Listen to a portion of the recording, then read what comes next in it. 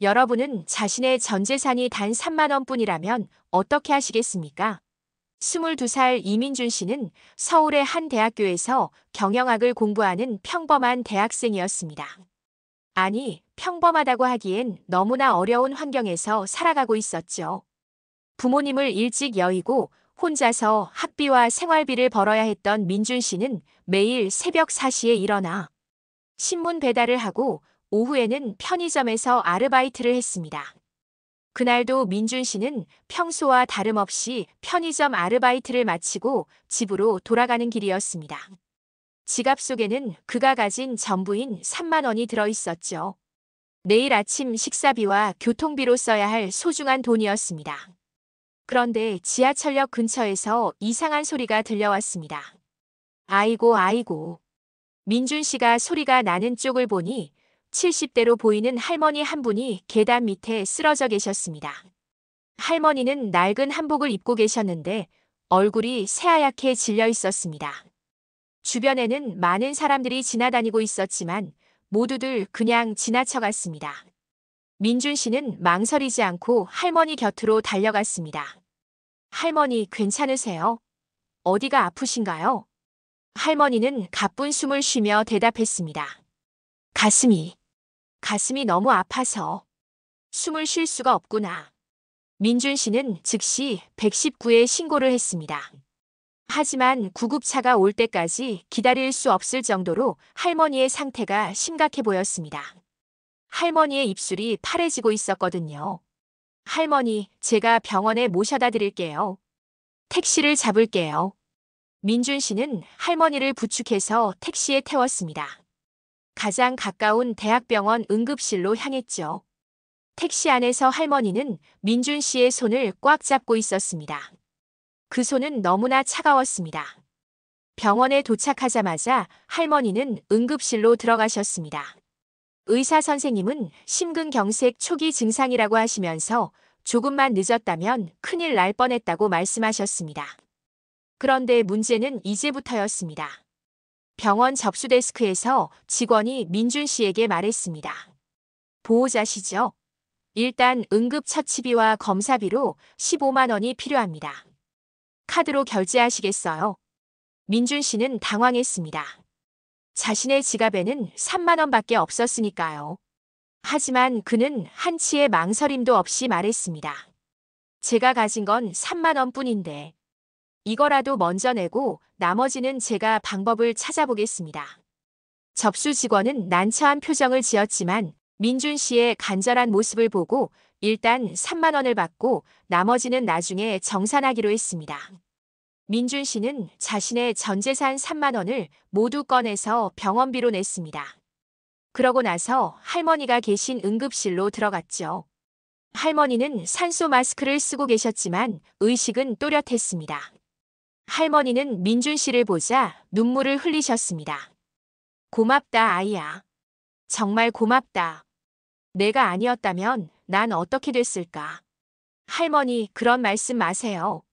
당연한 일을 했을 뿐이에요. 민준 씨는 할머니의 손을 잡고 앉아 있었습니다. 할머니의 손이 조금씩 따뜻해지는 것을 느낄 수 있었죠. 의사 선생님이 오셔서 설명해 주셨습니다. 다행히 빨리 오셔서 큰 문제는 없습니다. 하지만 며칠 더 입원해서 정밀 검사를 받으셔야 해요. 할머니는 민준 씨의 손을 꽉 잡으며 말했습니다. 아이야, 고마워서 어떻게 해야 할지 모르겠구나. 근데 넌 학생이지? 나 때문에 돈 쓰게 해서 미안하다. 할머니, 걱정 마세요. 사람이 우선이죠. 돈은 다시 벌면 되는 거예요. 민준 씨는 진심으로 그렇게 생각했습니다. 비록 내일 먹을 것도 교통비도 없어졌지만 한 분의 생명을 구할 수 있었다는 것만으로도 충분했습니다. 할머니는 민준 씨에게 자신의 연락처를 적어주시면서 꼭 연락하라고 하셨습니다. 그리고 병원비는 자신이 모두 처리하겠다고 하셨죠. 민준 씨는 할머니가 안정을 찾으신 것을 확인한 후에야 병원을 나왔습니다. 집까지 가는 지하철비조차 없었지만 그의 마음은 이상하게 따뜻했습니다. 그날 밤 민준 씨는 물만 마시고 잠자리에 들었습니다. 배는 고팠지만 마음만은 무엇인가로 가득 찬 느낌이었죠. 할머니가 무사하셔서 정말 다행이야. 민준 씨는 그렇게 생각하며 잠이 들었습니다. 내일이면 다시 일상이 시작될 것이고 어떻게든 생활비를 벌어야 한다는 걱정도 있었지만 후회는 전혀 없었습니다. 과연 이 착한 청년에게는 어떤 일이 기다리고 있을까요? 이민준 씨는 평소와 같이 새벽 4시에 일어나 신문 배달을 하려고 집을 나섰습니다. 어제 할머니 병원비로 전 재산을 다 써버린 상황이었지만 오늘부터라도 다시 열심히 일해야겠다고 다짐했죠. 그런데 학교 정문 앞에 도착한 민준 씨는 눈을 의심했습니다.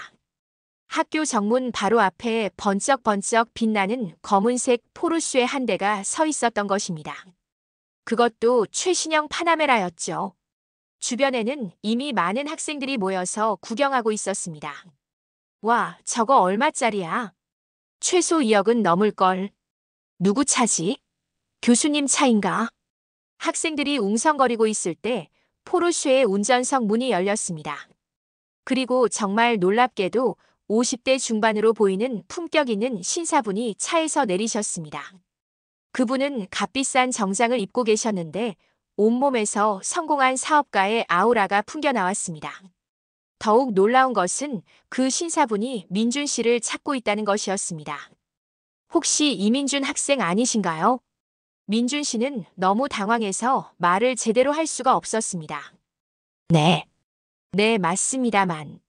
누구시죠? 신사분은 깊숙이 인사를 하시며 말씀하셨습니다. 처음 뵙겠습니다. 저는 태산그룹 박재훈이라고 합니다. 어제 저희 어머니를 도와주셨다고 들었습니다. 태산그룹. 민준 씨는 귀를 의심했습니다. 태산그룹이라면 대한민국 10대 기업 중 하나가 아니었던가요? 그리고 박재훈이라는 이름. 뉴스에서 몇 번 본 적이 있는 것 같았습니다. 주변 학생들도 웅성거리기 시작했습니다. 태산그룹. 그 대기업. 박재훈 회장님이야. 진짜? 민준이가 뭘 했길래? 박재훈 회장은 민준 씨에게 다가와서 또 한 번 깊이 인사했습니다. 정말 감사합니다. 덕분에 저희 어머니가 살아나셨습니다. 의사 선생님 말씀으로는 10분만 늦었어도 정말 위험했을 거라고 하시더군요. 민준 씨는 아직도 상황을 받아들이기 어려웠습니다. 아, 아니에요. 당연한 일을 했을 뿐이에요. 그런데 정말 태산그룹 회장님이신가요? 네, 맞습니다. 그런데 학생, 지금 시간이 괜찮으시다면 저희 어머니께서 꼭 만나서 인사드리고 싶다고 하시는데 민준 씨는 어쩔 줄 몰라 했습니다. 신문 배달도 해야 하고 오늘 1교시 수업도 있었거든요. 박재훈 회장은 민준 씨의 고민을 알아챈 듯 말했습니다. 아, 학업에 지장이 있으시면 안 되죠. 그럼 수업 마치시고 시간 되실 때 연락 주시겠어요? 그리고는 민준 씨에게 명함을 건네며 덧붙였습니다. 그리고 이것 좀 받아주세요.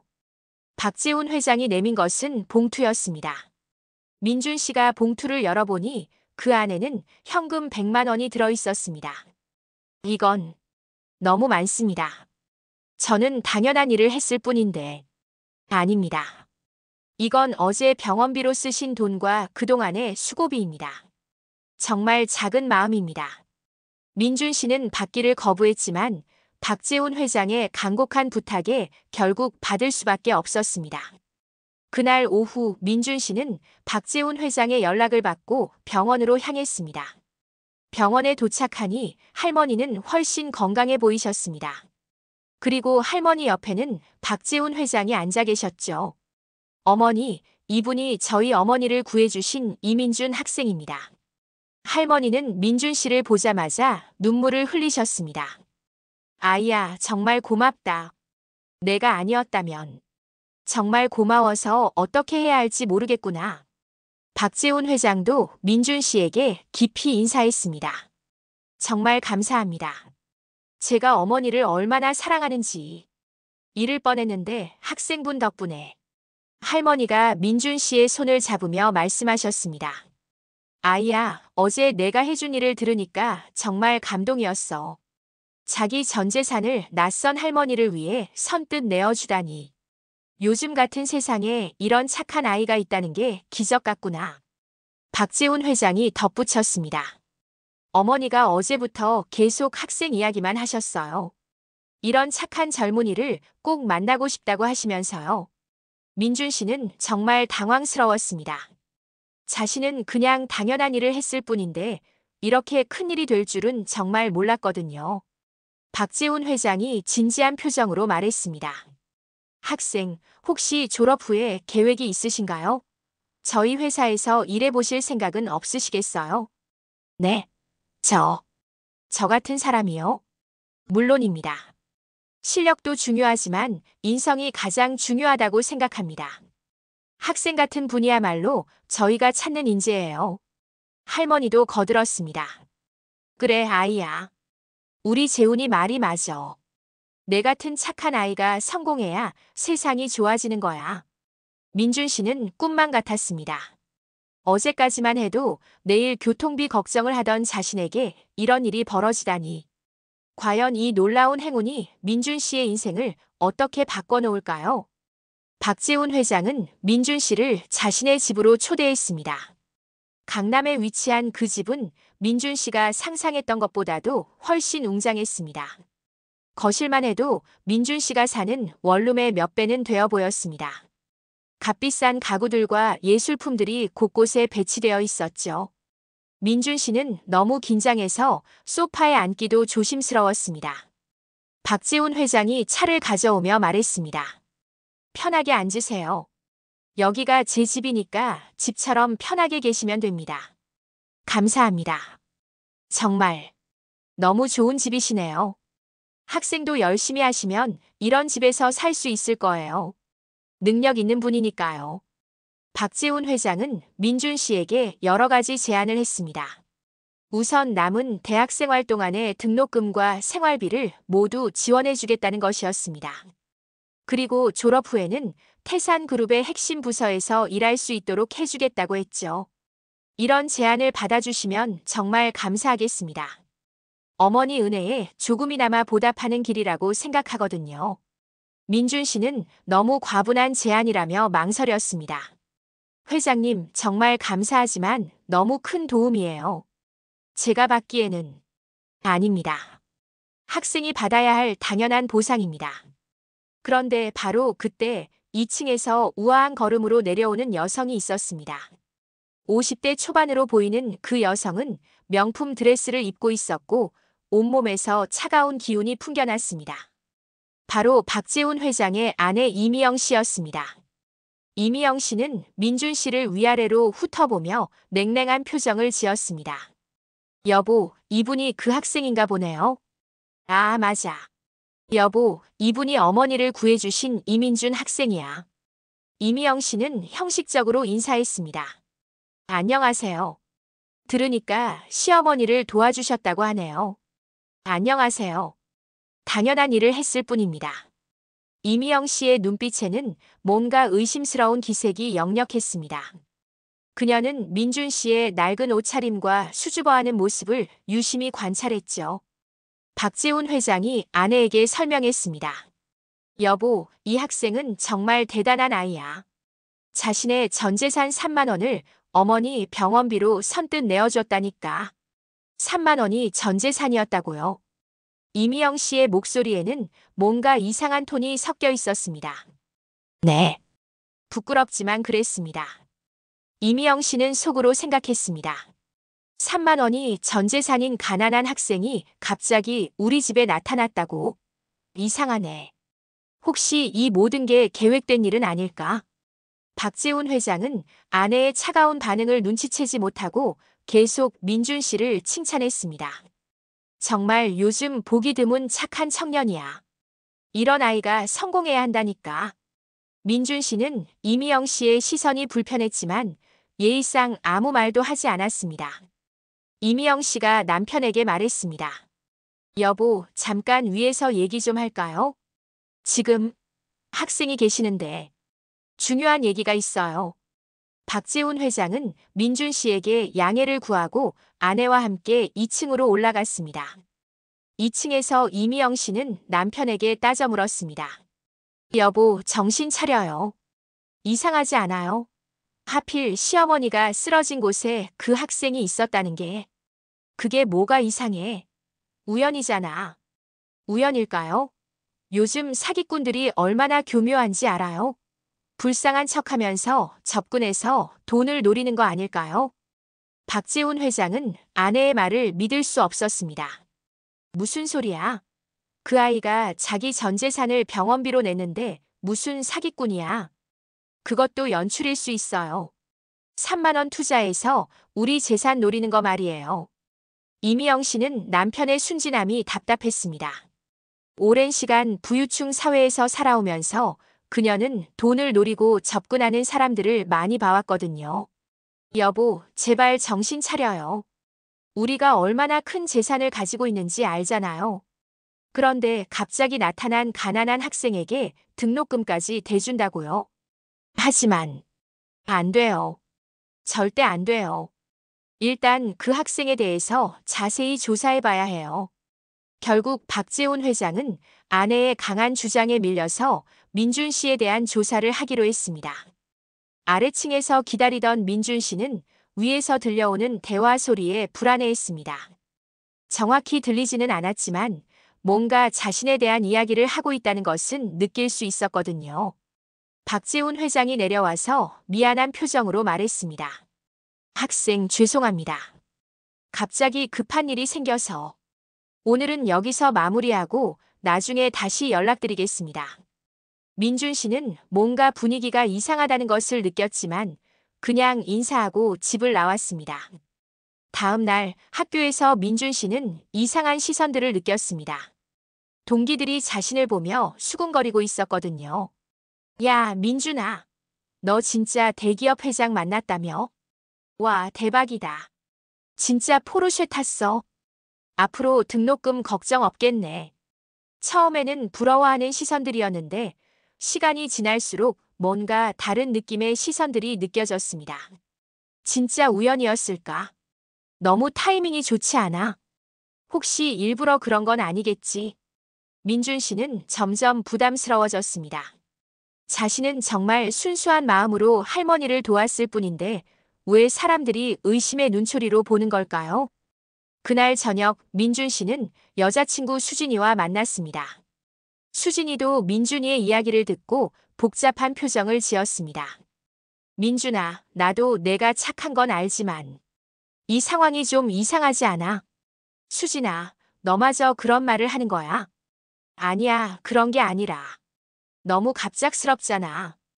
그 회장 부인도 뭔가 의심하는 것 같고.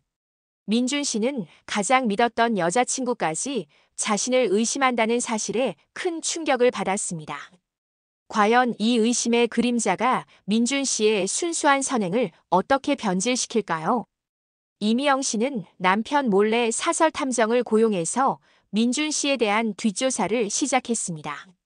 그녀는 반드시 민준 씨의 치부를 찾아내서 남편의 눈을 뜨게 만들겠다고 다짐했죠. 며칠 후 이미영 씨는 탐정으로부터 보고서를 받았습니다. 하지만 그 내용은 그녀가 기대했던 것과는 정반대였습니다. 이민준 씨는 정말 모범적인 청년입니다. 부모님을 일찍 여의고 혼자 힘으로 살아가고 있고 성적도 우수하고 주변 평판도 매우 좋습니다. 이미영 씨는 화가 났습니다. 다른 건 없어요. 빚이나 전과 이상한 교제 관계 같은 것들. 아니요, 전혀 없습니다. 오히려 어려운 환경에서도 성실하게 살아가는 모범 청년이었습니다. 이미영 씨는 더욱 의심스러웠습니다. 너무 완벽한 게 오히려 의심스럽다는 생각이 들었거든요.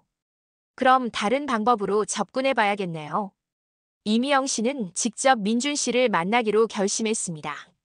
어느 날 오후 민준 씨가 편의점에서 아르바이트를 하고 있을 때 이미영 씨가 나타났습니다. 이민준 씨죠? 아, 네. 안녕하세요. 이미영 씨는 냉랭한 표정으로 민준 씨를 노려봤습니다. 시간 있으면 잠깐 얘기 좀 할까요? 편의점 밖으로 나온 이미영 씨는 곧바로 본론을 꺼냈습니다. 솔직히 말해요. 뭐가 목적이에요? 네. 무슨 말씀이신지. 시침이 떼지 마요. 하필 우리 시어머니가 쓰러진 곳에 당신이 있었다는 게 우연이라고 생각해요. 민준 씨는 당황했습니다. 정말 우연이었습니다. 저는 그냥 뭐요? 3만 원 투자해서 우리 재산 노리는 거 아니에요.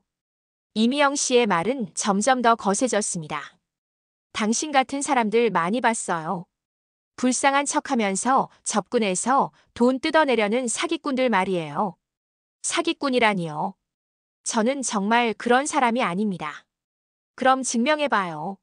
당신이 정말 순수한 마음으로 도왔다는 걸 증명해봐요. 민준 씨는 어떻게 증명해야 할지 몰랐습니다. 자신의 순수한 마음을 어떻게 증명할 수 있을까요? 이미영 씨는 더욱 거세게 몰아붙였습니다. 당신이 우리 가족에게 접근한 이후로 우리 집안이 얼마나 시끄러워졌는지 알아요? 시어머니는 당신 얘기만 하시고 남편은 당신에게 회사 자리까지 주겠다고 하고. 그건 제가 원한 게 아닙니다. 회장님께서 먼저. 그만해요. 더 이상 우리 가족에게 접근하지 마세요. 알겠어요. 이미영 씨는 민준 씨에게 명함을 하나 내밀었습니다.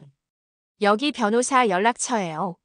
만약 계속 우리 가족을 괴롭히면 법적 조치를 취하겠어요. 민준 씨는 너무 충격을 받아서 말을 할 수가 없었습니다. 이미영 씨가 떠난 후 민준 씨는 한동안 그 자리에 서 있을 수밖에 없었습니다. 자신이 정말 순수한 마음으로 한 일이 이렇게 의심받을 줄은 몰랐거든요. 그날 저녁 민준 씨는 수진이와 만났습니다. 그리고 오늘 있었던 일을 털어놓았습니다. 수진아, 나 정말 어떻게 해야 할지 모르겠어. 수진이는 민준이의 이야기를 듣고 걱정스러운 표정을 지었습니다. 민준아, 그 부인 말이 아주 틀린 건 아니야. 수진아, 너마저 그래. 아니야, 그런 게 아니라. 생각해봐.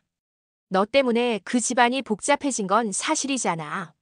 차라리 이 기회에 정리하는 게 어떨까? 민준 씨는 여자친구의 말에 더욱 상처받았습니다. 나는 정말 순수한 마음으로 할머니를 도왔을 뿐이야. 그런데 왜 모든 사람들이 나를 나쁜 사람으로 보는 거야? 민준아, 나는 내가 나쁜 사람이라고 생각하지 않아. 하지만 이 상황이 너한테 좋지 않은 것 같아. 그냥 원래대로 살자. 우리끼리 열심히 하면서 말이야. 수진이의 말은 현실적이었지만 민준 씨에게는 더욱 외로움을 안겨주었습니다.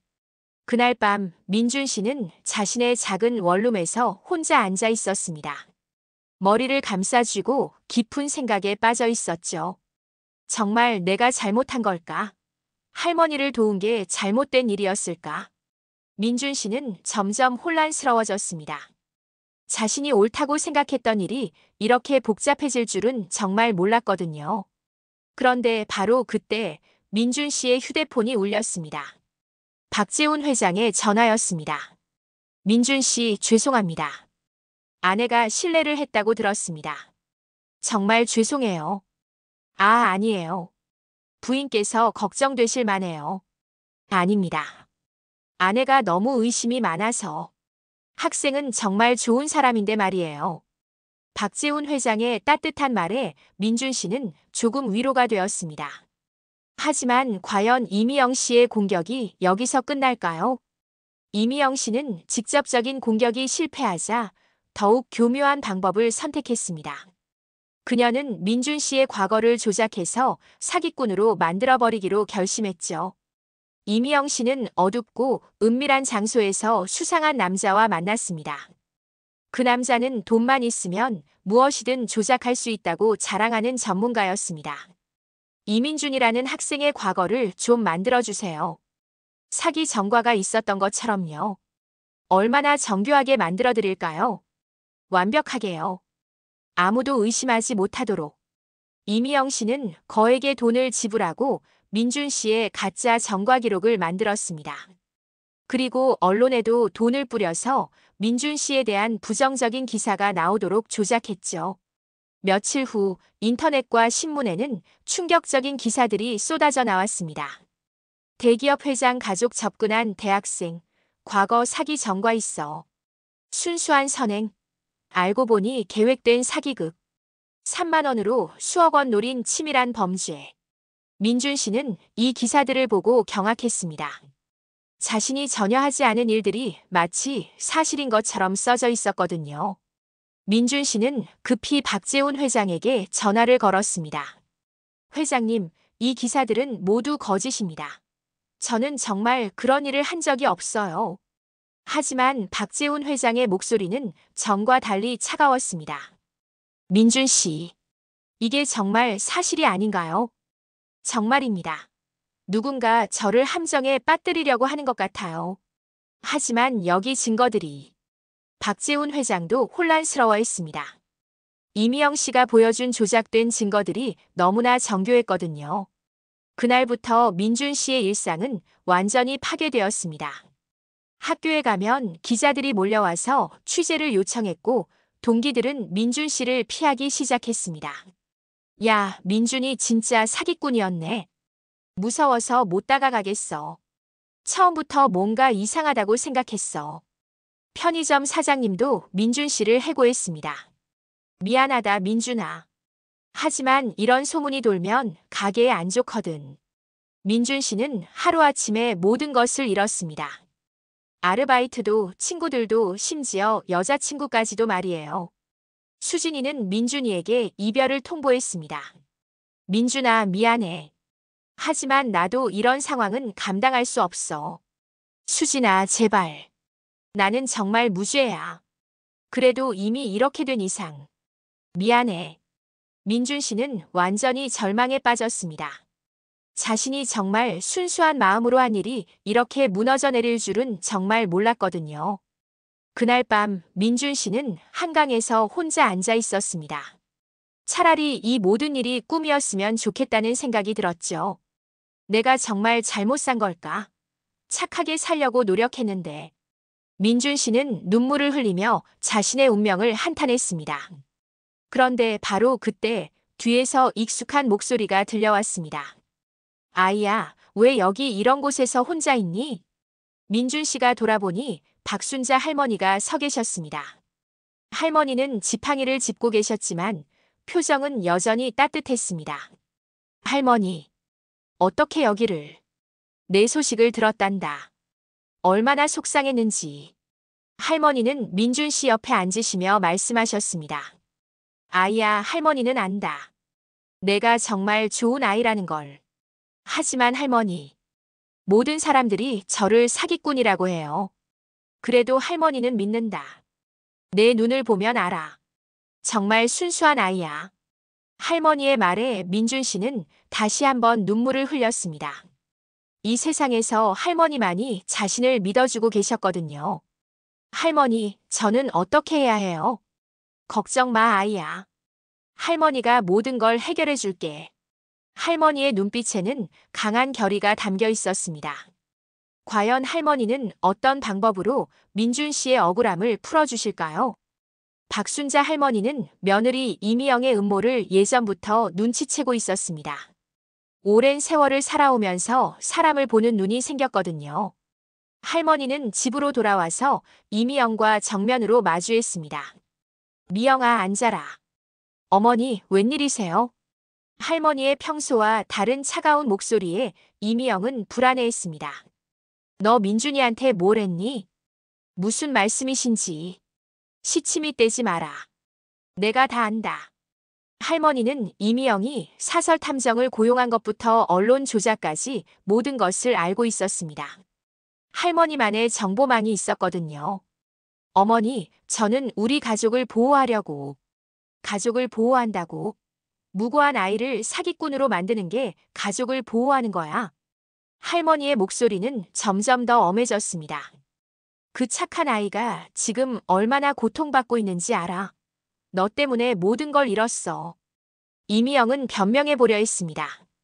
어머니, 저는 정말 의심스러워서. 의심스럽긴 뭐가 의심스러워. 내가 탐욕에 눈이 멀어서 그런 거지.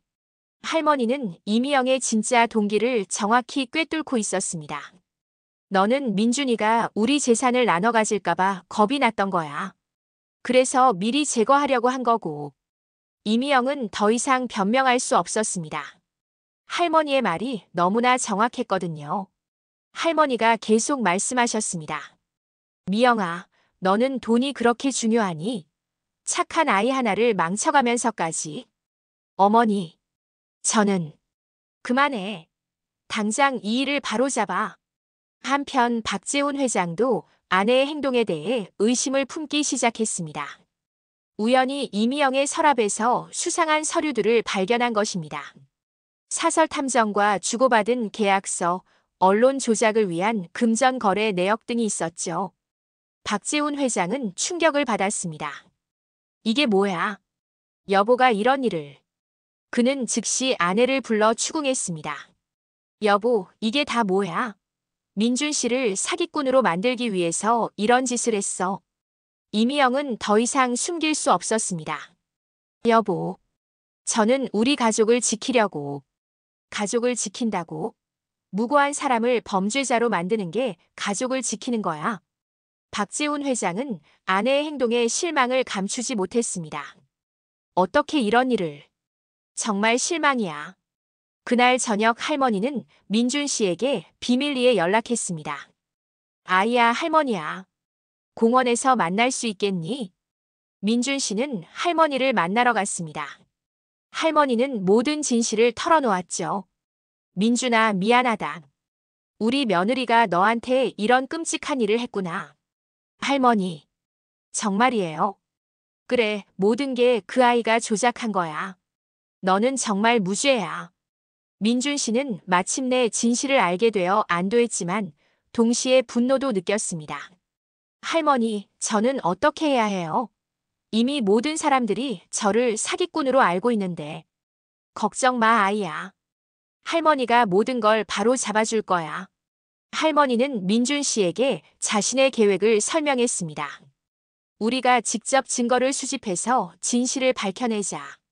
그리고 모든 사람들 앞에서 내 억울함을 풀어주겠다. 민준 씨는 할머니의 따뜻한 마음에 감동했습니다. 할머니, 정말 감사해요. 할머니만이 저를 믿어주시네요. 아이야, 할머니는 내가 얼마나 좋은 아이인지 알고 있어. 그러니까 끝까지 할머니를 믿어라. 할머니와 민준 씨는 이미영의 음모를 폭로하기 위한 계획을 세웠습니다. 과연 그들이 진실을 밝혀낼 수 있을까요? 할머니와 민준 씨는 며칠 동안 치밀한 계획을 세웠습니다. 할머니는 이미영이 조작한 모든 증거들의 허점을 찾아냈고 박재훈 회장도 아내의 행동에 대한 결정적인 증거를 확보했습니다. 드디어 진실을 밝힐 날이 왔습니다. 박재훈 회장은 아내 이미영에게 최후 통첩을 했습니다. 여보, 마지막 기회야. 직접 모든 걸 털어놓고 민준 씨에게 사과해.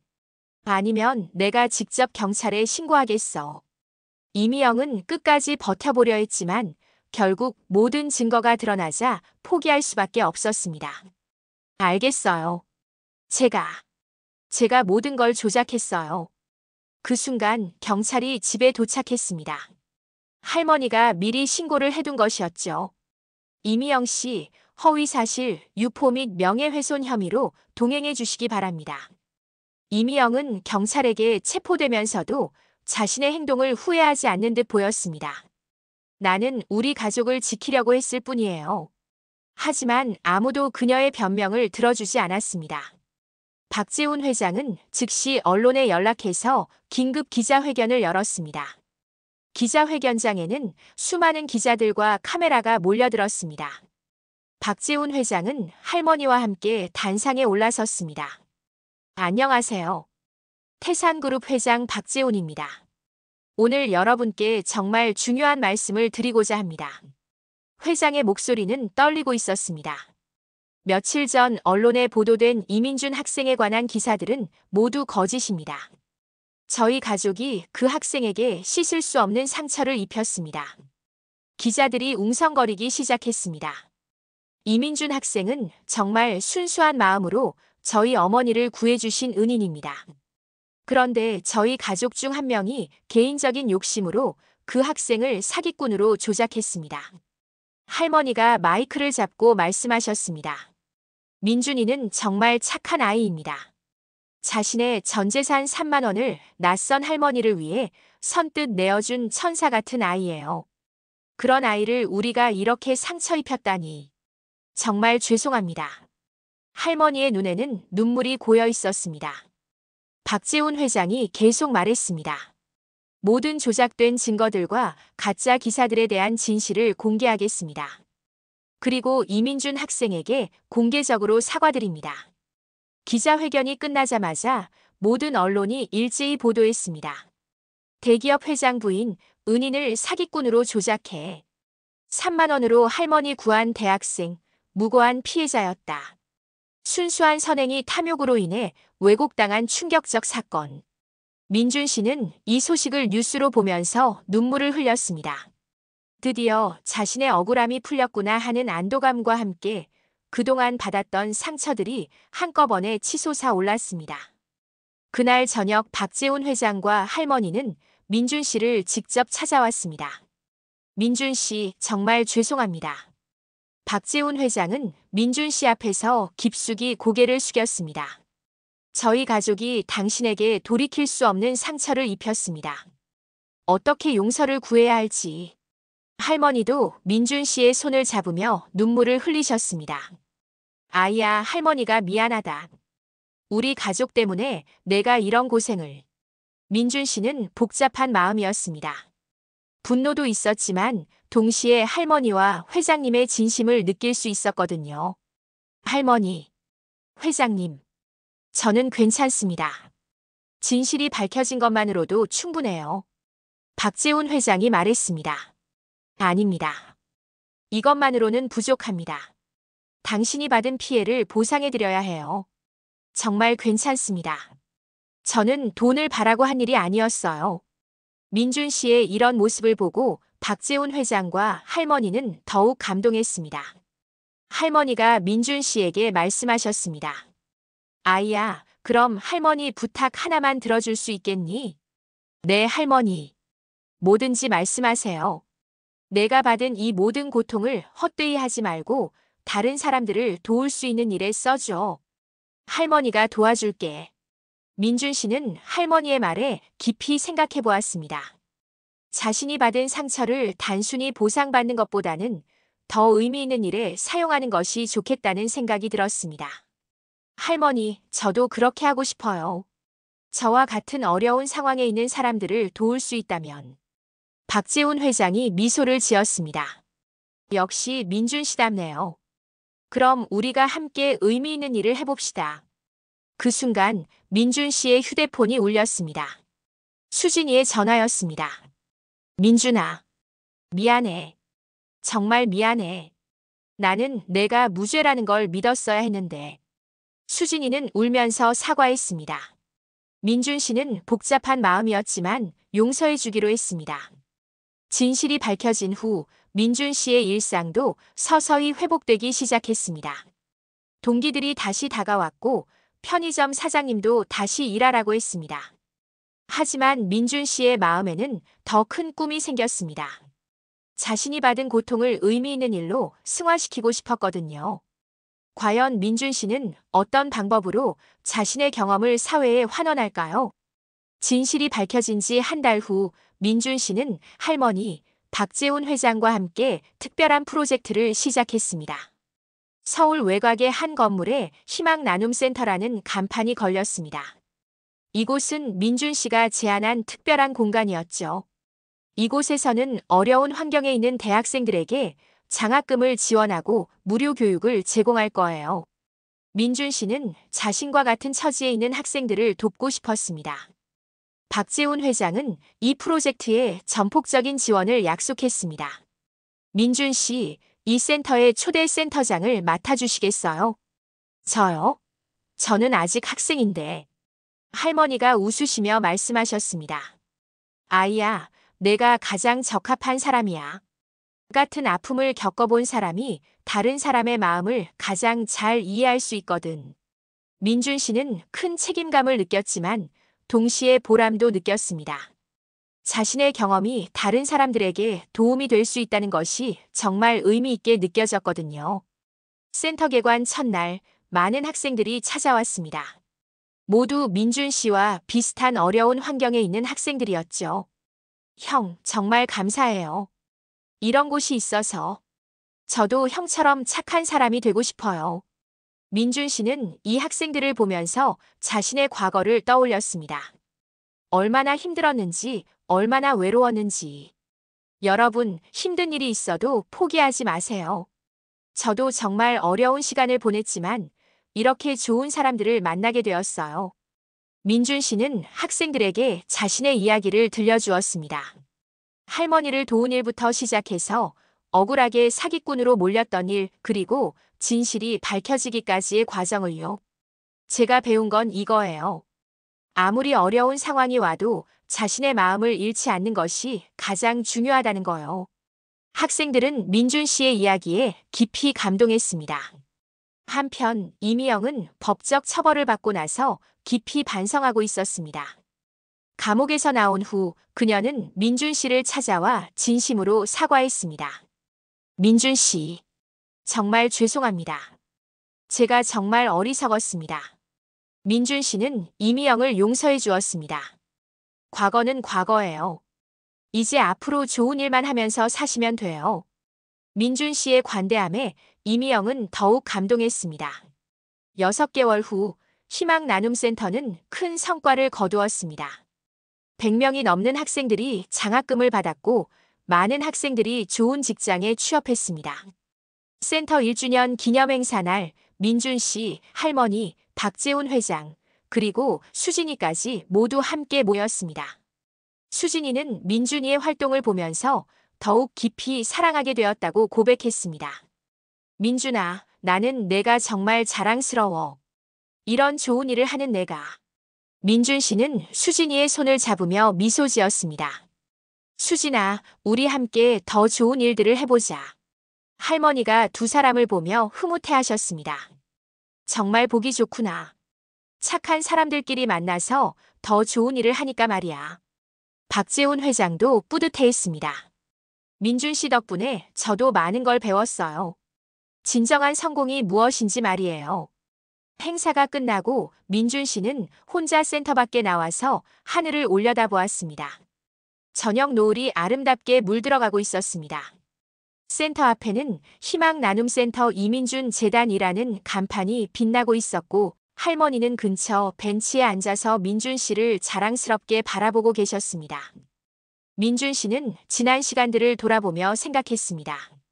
그때 할머니를 도와드린 일이 내 인생을 이렇게 바꿔놓을 줄은 정말 몰랐어. 힘들었지만 결국은 더 의미 있는 삶을 살게 되었네. 민준 씨의 이야기는 많은 사람들에게 희망을 주었습니다. 진정한 선행은 결코 헛되지 않으며 어떤 어려움이 와도 올바른 마음을 잃지 않으면 반드시 좋은 결과가 따른다는 것을 보여주었거든요. 센터에서는 오늘도 많은 학생들이 꿈을 키워가고 있습니다. 그리고 민준 씨는 그들과 함께 더 큰 꿈을 향해 걸어가고 있습니다. 할머니가 민준 씨에게 다가와서 말씀하셨습니다. 아이야, 할머니가 내 덕분에 정말 행복하다. 내가 있어서 이 세상이 더 아름다워 보인단다. 민준 씨는 할머니의 손을 잡으며 대답했습니다. 할머니, 저야말로 할머니 덕분에 이런 삶을 살 수 있게 됐어요. 정말 감사해요. 두 사람은 아름다운 석양을 바라보며 미소 지었습니다.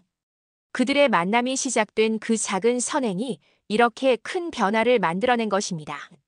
진정한 선행은 돈의 크기가 아니라 마음의 크기로 측정된다는 것, 그리고 그런 마음이 세상을 바꿀 수 있다는 것을 이들의 이야기가 보여주고 있습니다.